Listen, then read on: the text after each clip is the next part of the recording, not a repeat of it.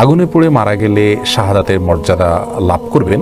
নবী করিম সাল্লাল্লাহু আলাইহি ওয়াসাল্লাম বিভিন্ন হাদিসে শাহাদাতের মর্যাদা লাভ করবে এরকম ব্যক্তিদের প্রকার উল্লেখ করা যায়। কোনো কোনো হাদিসে আসছে যে শাহিদ ও খামসুন, 5 ব্যক্তি শাহাদাতের মর্যাদা লাভ করবে। এর ভিতরে নবী করিম সাল্লাল্লাহু আলাইহি ওয়াসাল্লাম বলেছেন যিনি আগুনে পুড়ে মারা যান তার কথা, তেমনিভাবে পানিতে ডুবে মারা যান, কোনো কিছু নিচে চাপা পড়ে মারা যান, এই ব্যক্তিকে নবী করিম সাল্লাল্লাহু আলাইহি ওয়াসাল্লাম শহীদের মর্যাদা পাবেন বলে বলেছেন। পেটের পীড়া মারা গেছেন তাদের জন্য বলেছেন।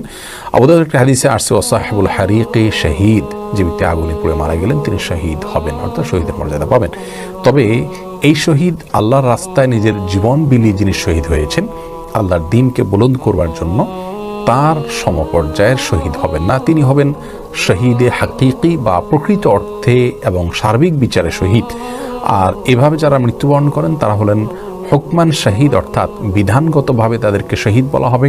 তারা শহীদের সওয়াবটা লাভ করবেন, কিন্তু পৃথিবীতে একজন সাধারণ মানুষের মতো তাদেরকে গোসল দিবে, দাফন করতে হবে।